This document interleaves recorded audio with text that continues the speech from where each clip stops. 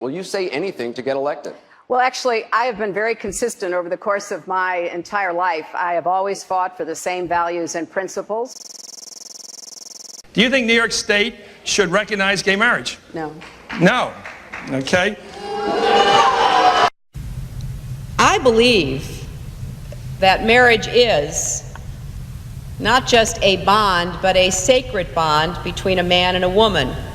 I have not supported same-sex marriage.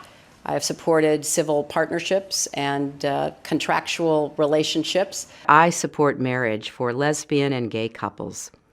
I support it personally and as a matter of policy and law. So you're saying your opinion on gay marriage changed, or you changed your mind? I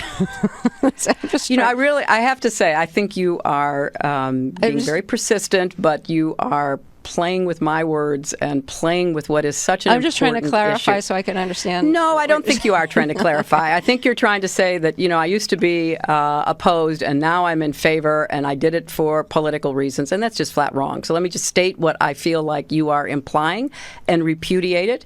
I have a strong record. I have a great commitment to this issue, and I am proud of what I've done and the progress we're making. Yeah, I'm sorry, I just want to clarify what I was saying. No, I was saying that you maybe really believed this all along, but, believed in gay marriage all along, but felt for political reasons America wasn't ready yet and you couldn't say it. That's what I was thinking. No, that is not true. It really is great how long you've supported gay marriage. Yes. I could have supported it sooner. Well, you did it pretty soon. Yeah. Could have been sooner. Fair point. Just in July, New Hampshire, you told the crowd you, quote, take a backseat to no one when it comes to progressive values. I take a backseat to no one when you look at my record and standing up and fighting for progressive values. Last month in Ohio, you said you plead guilty to, quote, being kind of moderate and center. Do you change your political identity based on who you're talking to? No, I think that like most people that I know, I have a range of views, but they are rooted in my values and my experience. I get accused of being kind of moderate and center. I plead guilty. Just for the record, are you a progressive or are you a moderate? I'm a progressive.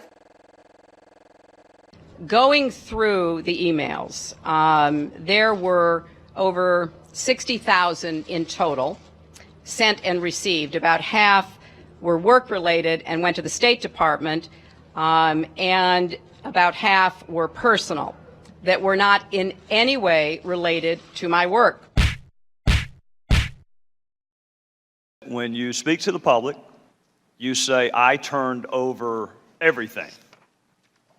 That's, for the most part, a direct quote. When you talk to the public, you say, I turned over everything. 90 to 95% of my work-related emails were in the state system. If they wanted to see them, they would certainly have been able to do so. You know what? That is maybe the 10th time you have cited that figure today. It is. And I have not heard anyone other than you ever cite that figure. Who told you that 90 to 95% of your emails were in the State Department system?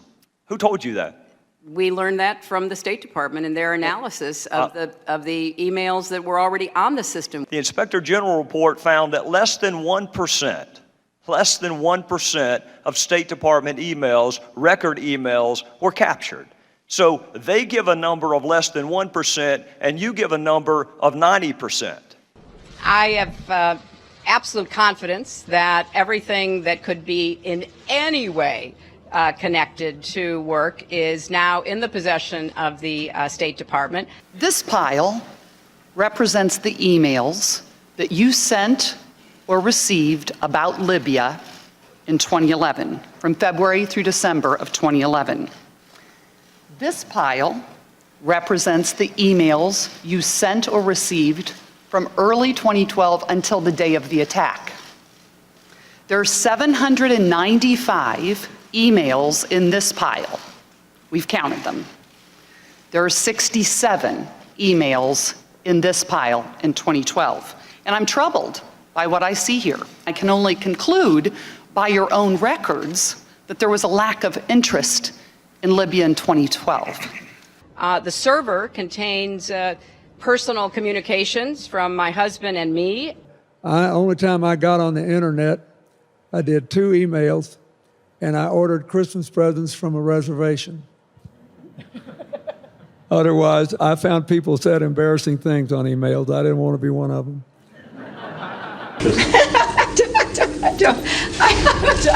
I mean, and how many angels dance on the head of a pin? I have really nothing to. I mean, how do you answer that? I represented Wall Street as a senator from New York, and I went to Wall Street in December of 2007, before the big crash that we had, and I basically said, cut it out. Quit foreclosing on homes. Quit engaging in these kinds of speculative behaviors. Now, who's exactly to blame for the housing crisis? I think there's plenty of blame to go around. Home buyers who paid extra fees to avoid documenting their income should have known they were getting in over their heads. Of course, we have to deal with the problem that the banks are still too big to fail. We can never let the American taxpayer and middle-class families ever have to bail out the kind of speculative behavior that we saw. But we also have to worry about some of the other players. AIG, a big insurance company, Lehman Brothers, an investment bank. There's this whole area called shadow banking. That's where the experts tell me the next potential problem could come from. So I'm with both Senator Sanders and Governor O'Malley in putting a lot of attention onto the banks. And the plan that I have put forward would actually empower regulators to break up big banks. I represented New York, and I represented New York on 9/11. When we were attacked, where were we attacked? We were attacked in downtown Manhattan, where Wall Street is. I did spend a whole lot of time and effort helping them rebuild. That was good for New York, it was good for the economy, and it was a way to rebuke the terrorists who had attacked our country. 9/11 was bad. I agree with that.